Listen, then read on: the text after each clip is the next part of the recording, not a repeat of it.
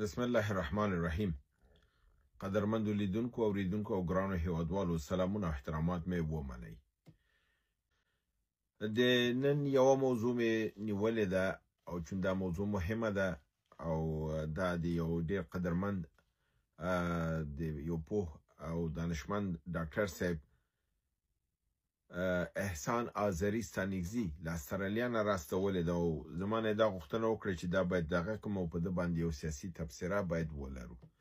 دا اصلا د یو پاکستاني نظامی چې جنرال دی که ډګروال دی په ده نه پوهېږو، خو نظامی دغه د مضمون یې لیکلی دی په اکسپرس ټریبیون د پاکستان کې نشر کړی دی او دې کې د افغانستان په سیاسي حالاتو باندې تبصره کړې ده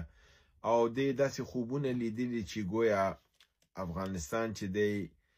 نه تنها چې دغه دی بلکې دا د تجزیه خواته ځي او دا به تجزیه کیږي او د دې کې به واړه نظامونه جوړیږي او داسې خوبونه سره لیدلي دي. نو په دې خوبونو باندې به خپل یو سیاسي تبصره کوو او دا به تجزیه کوو چې آیا دا کوم خوب چې دی ګوري دا واقعا د افغانستان په حصه کې واقعیت لري یا نه برعکس دا په پاکستان کې کوم څه روان دي او د دې د وارخطایي نه دا خبره کوي.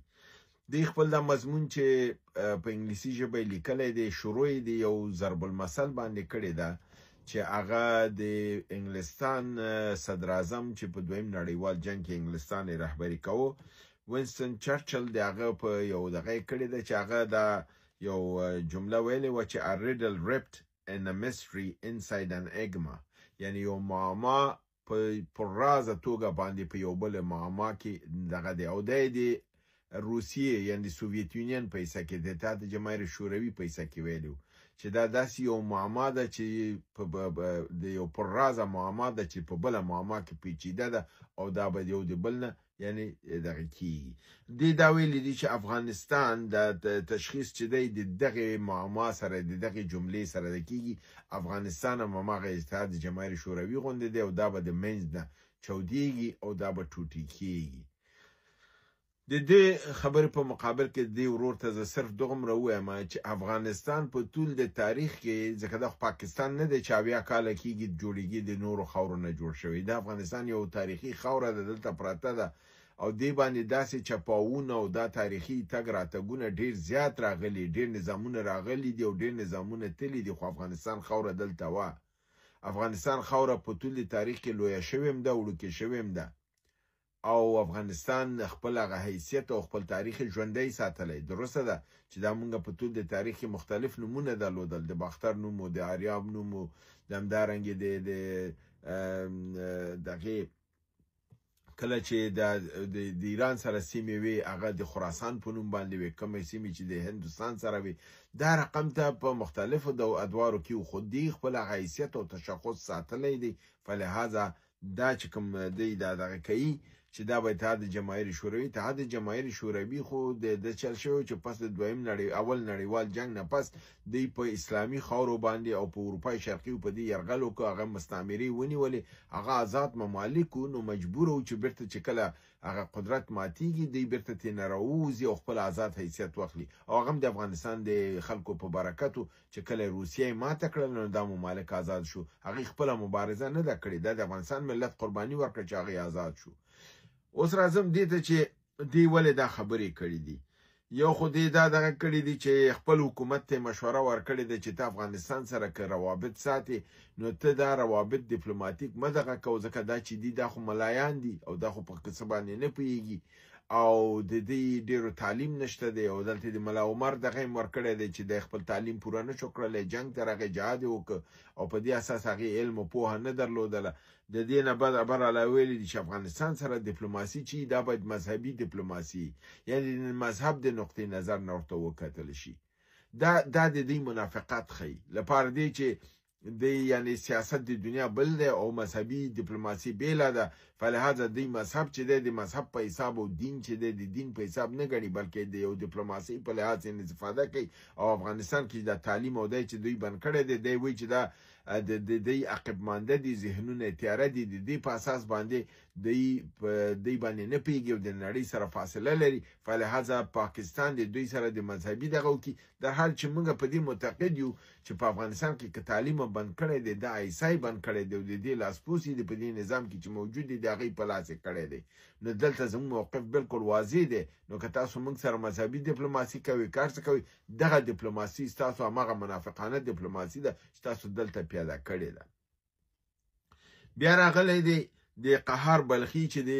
بهرنیو چارو وزارت ویان دی دغه په خبرو تفسیره کړې ده او د دې تفسیرې په نتیجه کې دا خبره کړې ده چې په افغانستان کې دغه کړی دي چې موږ د امریکای سره خپل ښې اړیکې باید ولرو او د دې غوښتنه کړې او بیا زمين کې دی او دا کړی ده چې طالبانو سو ځلی د آی اس آی نه غوښتي دي چې د دوی او د امریکا ترمنځ اړیکې د استواري کی نو دلته زه یو خبره دی ته کوم چې ته خو ځان ته وایې چې ته یو خیارې تعلیم یافته او ملا عمر چې دی بې سواده دی خو دلته خو ته بې سواده ښکارې که ته په هر مقام کې که جنرال او کار صحیح خو ستا د احماقت په دلته دی چې آی اس آی څنګه د افغانستان روابط د برزګر د امریکای روابط چې ډیپلوماټیک د پاکستان سره دی خو د آی اس آی سره خو نه دی کنه د پاکستان د نظام سره دی او وزارت خارجه په ترو کې دی که طالب تقاضا کوي خو د وزارت خارجه د پاکستان نه به تقاضا کوي چې زما روابط د امریکای سره جوړ کا او دا کار دی نه دی کړی او د ضرورت هم نشته دی ځکه چې تاسو ورخطا په دې استئ چې امریکایانو روابط په خپل مستقیم د طالبان سره جوړ کړی دي او قهر بلخي هم دا خبره کړې ده چې موږ د افغانستان او د امریکای باید روابط چې مستقیم وسی او دوی باید د انټيليجنس شیرینګ سره وکي او هغه بل خصوص مربوط د خراسان د داعش خراسان په اګل باندې په دې ځاو کې ځکه چې هغه خو د پاکستان کې تمویلېږي د هغه تمویل د یره نه دی یریږي او دا خبره کوي نو دلته دوی د چون قهار بلخي راسن امریکای ته دا کړی د امریکای اړیکې چې دی اوس مستقیما د طالبانو سره دغه هیئت راغی افغانستان ته چې د ادم بایلر او د زلمی خلیزات تر مشرۍ لاندې او عبیدالدین جورج ګلزمن واخیست او بیرته لاړل دا هغه ټکی دی چې پاکستان زوري او پاکستان بیا خپل استخباراتي چې د نظامی بیا خپل یو نظامی ته اشاره کوي چې د دې باندې یو مضمون ولیکه او هغه دا مضمون بیا په دې رقم ته لیکي چې دی دکې دلته دی بیا دې لپاره چې یو تفرقه مېز کې چولي چې دا نظام شړیږي بیا دې دا تشریح کوي چې د افغانستان ځکه چې د مضمون ته عنوان ورکړي ګریډر قندهار لوی قندهار لویه پکتیا او امریکا نو دلته دوی قندهار او پکتیا سره جدا کړی دي او بیا دلته دا ویلي دي چې قندهار چې دی دا غواړي چې د ټي ټي پی نزان خلاص کی او دا د منځه لري شي خدا جلال الدین حقانی دی چې نه غواړي چې ټي ټي پی د منځه لاړ شي بیا ویلي دي چې نه تر هدوی التریشي لري بلکې جلال الدین حقانی دلته خیخیم لري او د دې روابط دي او پاینده کې کچېته دې ته کم خطر د قندار نه مخکېږي نو د ټي ټي پی نه استفاده کوي او قندار چې د دنه په دې یریږي چې دا ټي ټي پی دغه حقانی سره ده یعنی یو منافقت لوبه دوی اچولې ده نفاقه چې شکونه پیدا کوي ترڅو چې د خپل هغه کومه پالیسی چې لري هغه ته ولاره جوړه کی او اسلامي نظام کې دلته دغه راوړي دا ښکاره خبر ده چې نظام کې د نن به اختلاف په بعضي ډیپلوماټیکو مسایلو باندې وي مګر دا چې فرضاً یو د بل په مقابل کې ودیږي فکر نه کوم چې دا کار وشي نظام کې به تغییر کې راځي دا معمولی خبر ده هر مملکت کې نظامونو کې تغییر راځي مګر هم دا په دې معنی نه ده چې دای به سره جدا کیږي یو بل به داسې دا کی چې افغانستان ځکه دی امید ده او هیله ده چې افغانستان دغه جنگ خواته لاړ شي ترڅو افغانستان بیا خرابې خواته لاړ شي او کله چې د ارمان نه پوره کیږي دی بیا دا رقم مضمون لیکي چې حقانی خو فرضاً ټي ټي پی سره دی او ټي ټي پی چې د پاکستان خلاف دی او د امریکای خلاف دی او دلته به ټي ټي پی دا کیږي او قندار چې دی د ټي ټي پی خلاف دی در حال چې ټي ټي پی د مجاهدینو سره د ام نظر او مکتبو او کومک کړی دی هغه کې د قندهار او د پکتیا نو ټولو مجاهدینو سره کړی دی د ټي ټي پی ملګری چې دي تنه په لوی پکتیا کې نه دي بلکې په لوی قندهار کې دي او د افغانستان په سطح باندې دي ځکه چې هغه دلته راغلي دي د امریکانو مقابل کې جنگیدلي دي نو په دې اساس باندې دغه اختلاف چې د دوی دی د غلط کوي او بل دا چې بل اشتباه چې دی سړي کړی ده د په لوی پکتیا کې ننګرهار هم شامل کړي در حال چې لوی قندهار سلور 15 ولایت دي د پخوانی د افغانستان هغه د اداري سیستمونو چې نایب الحکومتګانې وي و نایب الحکومتګانې وي چې لوی قندهار او لوی پکتیا او لوی مشرقي او همداسې سمت شمال او جنوب او مرکزو دا ودانې وي نو په دې اساس باندې لوی مشرقي چې دی هغه جدا دی هغه لوی پکتیا کې نه دی ننګرهار لغمان کونړ نورستان دا لوی مشرقي ده پکتیکا خوست دا لوی پکتیا ده قندهار کې هلمند زابل نیمروز او دا چې دی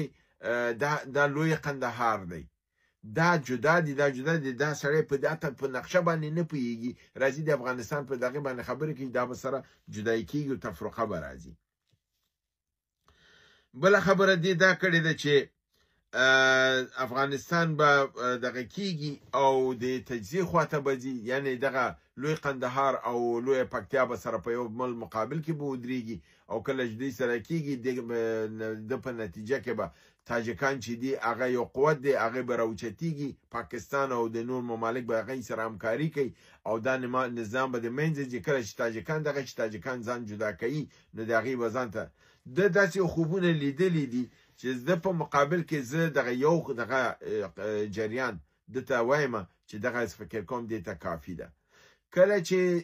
جنرال بابر او جنرال دورانی د ملا عمر ته لیدلی دا چې وایي دا ملا عمر بې سواده دی د هغې علمیت او پوهه د دغه جنرال نظر د فوچته ده دی په خپله بې سواده پاکستان ټول جنرالان بې سوادان دي ځکه دی میټرک پاس دي دی خو پانتونونه او درسونه نه دي ویلي چې ځان ته عقل کل وایي او کودتاګانې کوي دا ټول نه زیات قمقل خلک دي او نادانه خلک دي خپل ملک هم تباه که خپل نظامونه هم تباه که او انشاءالله اوس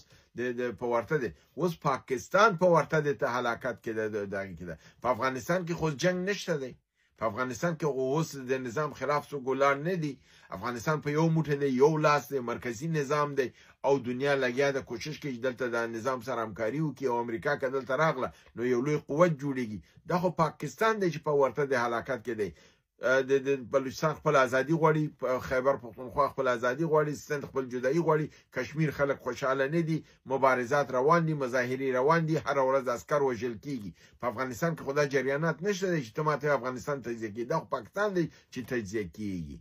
او ګوره په دې څه کې د ملا عمر خبره چې اوس دغه د بالکل تاریخي ثابتوي هغه دا وه کله چې نصر الله بابر او جنرال دورانی ورته لاړه ورته ویلې چې تا امریکا در باندې حمله کوي او نظام د منځه ځي اسامه ورته وسپاره چې نظام به دې بچي هغې ورته ویلې چې دا بېغیرتي زه نه کوم زما نظام که د منځه ځي زما نظام د منځه لاړ شي خو زما خاوره زما تاریخ او زما خلک ژوندي دي دا به بیرته به نظام راشي یعنی موږ یو تاریخ لرو یو خلک لرو او خاوره لرو خاوره به زموږ د منځه نه ځي نظامونه راغلي دي او ځي ډېره عمیقه خبره ورته کړې ده اما په څنګ کې ورته دا ویلي چې دا پاکستان دی په ځان دی ویریږي که پاکستان کې نظام د منځه لاړه بیا نه تاریخ لري نه خلک لري نه ځمکه لري ټوټې کیږي افغانستان که نظام د منځه لاړ شي خلکو تاریخ او خاوره په ځای باندې ده او دا خبره ثابته شوه 20 کاله بعد امریکایانو ماته وخوړله لاړه نظام هم لاړه بیرته د طالبانو نظام راغی هماغه خاوره ده هماغه خلک دي هماغه نظام دی خو که پاکستان کې نظام ماته وخوړله نو پس له هغې نه بیا بل پاکستان بیرته نشته پاکستان ټوټې کیږي خلک هم نشته او تاریخ هم نشته او خاوره هم نشته دی نو دی باید خپل ځان ته متوجه اوسي چې فعلا افغانستان د تجزیه او د دغې نه دی مخ او نه سراج الدین داسې کوم کار کوي چې دلته د لوی قندهار او د لوی پکتیا جنگ دی یا دغه او نه د هغې غاړې دا کوي. درسته په پالیسیګانو باندې اختلاف دی، هغه به درست کیږي او قهر چې کوم یو همکاري د امریکای نه غوښتي هغه به کیږي. امریکا به استخباراتو دا به د افغانستان سره اړیکې ساتي. پاکستان همدغه ته په تشویش کې دی، خفه دی او د دې د ارمان به نه پوره کیږي او دوی به انشاءالله په دې کې ماته خوري او پاکستان به د تقسیم خواته ځي. لوی افغانستان په جوړېدو دی، پاکستان په تجزیه کېدو دی، افغانستان به جوړیږي، پیاوړی افغانستان او تاریخ به بیرته لرغونی کیږي او په دې سیمه کې به نه په پاکستاني نه به خلک او نه به تاریخي بلکې دا به تجزیه شوی دغه او هر څوک خپل برخه ترې نه اخلي. د افغانستان بلوچستان او پښتونستان برخه ده، سندودج ځان ته خوره ده، کشمیر د هندوستان په دغه کې ځي، پنجاب پاتې کېږي، هغه به انګلیس واخلي، وړکې مینی پاکستان به ترې نه جوړ کړي. دا اصلي د شی دی چې جنرالي ورته متوجه نه دی او دا باید هغې ته متوجه شي. دا چې کوم خوبونه د افغانستان د تجزیې ګوري، په افغانستان کې د تجزیې هېڅ کوم دغه نشته دی. همدا اوس په افغانستان کې یو ټک پک نشته دی هلته دی، مګر پاکستان کې د ورځې 50 نه زیات عملیات کېږي. پاکستان د خطر او د تجزیې خواته روان دی. دی خپل ځان ته نه ګوري، ګوتې موږ ته نیولې او موږ ته متوجه دي، غواړي چې هغه اور چې نشته هغه راتازه کړي او کوم اور چې خپل په وطن کې بل دی هغه په دې رقم خاموش کړي. دا ارمان به ګور ته دی ویسي پس د انشاءالله. دغه امریکا چې دوی دا کېږي دا به طالبان سره خپل اړیکې روابط به قوي کوي، افغانستان به قوي کېږي، پاکستان به تجزیه کېږي او د نابودۍ او بربادۍ خواته به ځي. افغانستان به د لوی افغانستان او د بهترۍ او کامیابۍ خواته ځي. دا دی زما ځواب د دې جنرال ته. دا د خپل هغه پرسپشن او خپل دغه د سم کې او د په غلط نظریه باندې دی. هیله ده چې برنامه وګورئ، خوښ کې دوستان سره شریکه کړئ. تر بل برنامې تاسو په لوی رب العزت سپارم. وما علینا الا البلاغ.